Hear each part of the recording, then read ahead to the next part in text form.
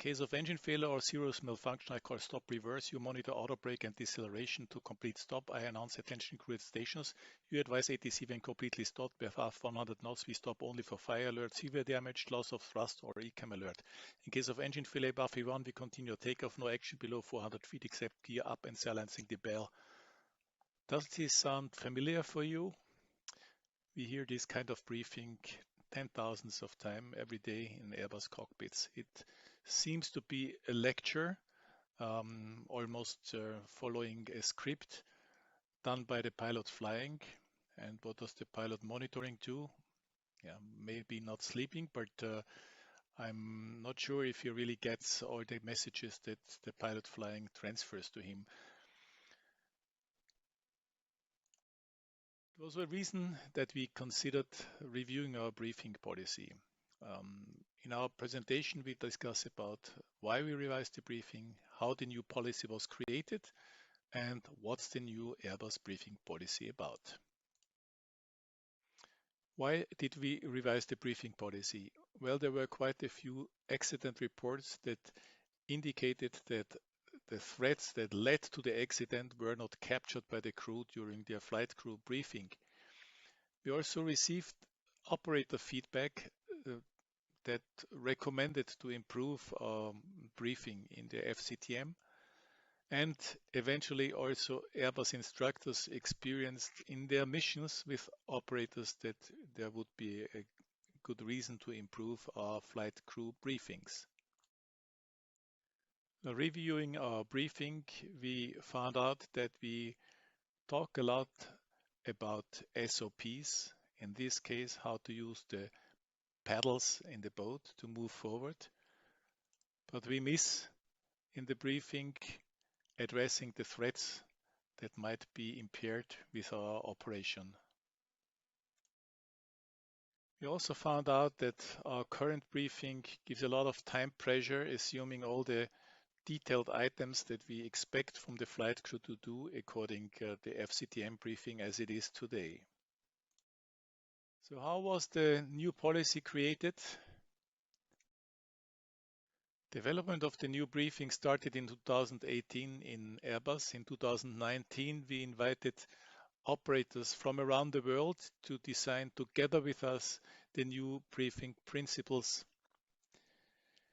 And the principles that we defined should express the purpose of a briefing, the structure and the characteristics of a good briefing.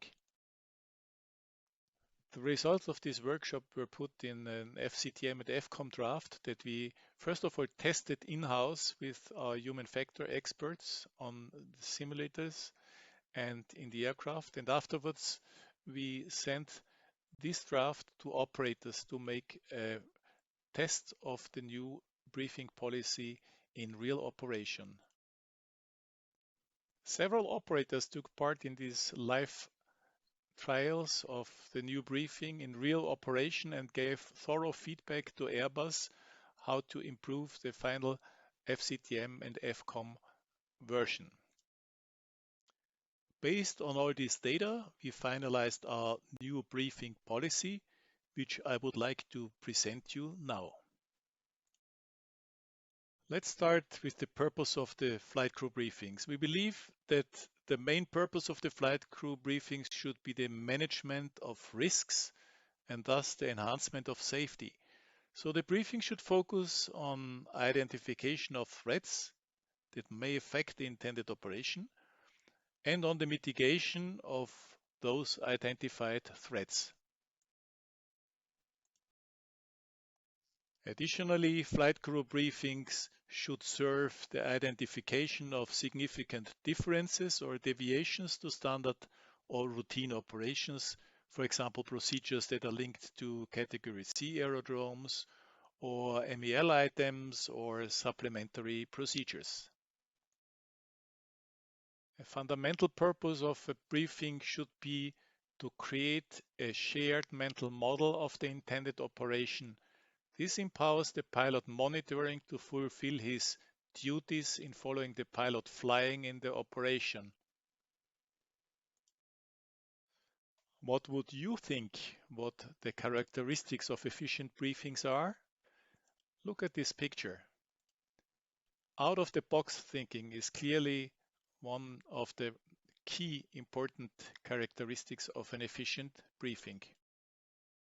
A good briefing should focus on the threats that you may encounter during your operation. A good briefing should be relevant and concise. A long briefing is not necessarily a good briefing. And an efficient briefing is characterized by good communication skills between the crew members involved. Our flight crew briefings should be structured and include the following two items: the plan and the difference to standard, and the identified threats and its mitigations. But before you start the briefing, you should set up the correct environment to minimize interruptions. It should be the task of the CM1 to anticipate potential disturbances and to set the environment, for example, closing the cockpit door. The kickoff of the new briefing is done by the pilot monitoring. According to the new SOPs, the pilot flying prepares the FMGS and the pilot monitoring checks it afterwards so that he can start the briefing with the main items of the plan, like the takeoff runway, the SID designator, the first cleared altitude, the minimum sector altitude, etc. This new technique, meaning that the pilot flying programs the FMGS and the pilot monitoring briefs the general plan, ensures that both pilots share the same mental model of the flight trajectory. The pilot flying then highlights any special considerations, supplementary procedures to be applied, or techniques he intends to use. For example, the use of automation after takeoff. Briefing the plan should normally only be a high-level description. It should normally not be a repetition of the detailed setting and checking of the flight trajectory in the FMS, because this will already have been performed in the respective SOP items. I will explain this a little bit later. The next step of the briefing is then done by the pilot monitoring. He briefs the threats that the crew has identified and which will likely affect the mission. We remember that threats are all events or errors that occur beyond the influence of the flight crew, increase operational complexity, and must be managed to maintain the margin of safety. For example, crew fatigue, aircraft defects, taxiway hotspots, low visibilities, etc. And then the pilot flying takes up the ball again, and he will highlight any additional threats that he considers important. Having identified the various threats that the crew may encounter during the flight, both pilots will discuss and agree on the mitigation of those threats. The new briefing should be an open conversation. It should following a rough sequence. It should not end in a checklist style sequence as today. Throughout the flight, there are two main briefings that will be explained in the FCTM: the departure briefing and the arrival briefing. In addition, we will propose in the FCTM a debriefing among the flight crews that should be performed at the end of each flight.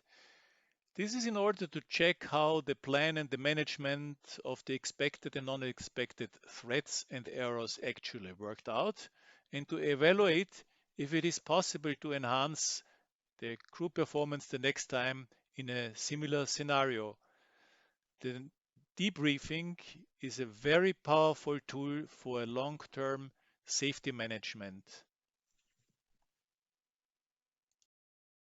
There are additional types of briefing that are not explained in detail in the FCTM, and the operator has to give further guidance.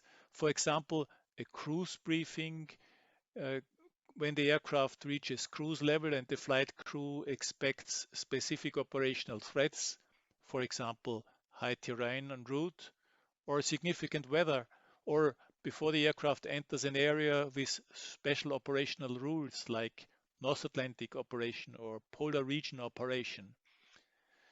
We recommend to do a briefing when the flight crew members change in augmented crew operation and a rebriefing in any case of any new identified threats or changes to the planned flight strategy. So what changes in the FCOM and FCTM may you expect in context of the new briefing policy? There will be basically two changes. First, we will introduce a new chapter in the FCTM, which includes the how to conduct a briefing, the policy and the technique as just presented.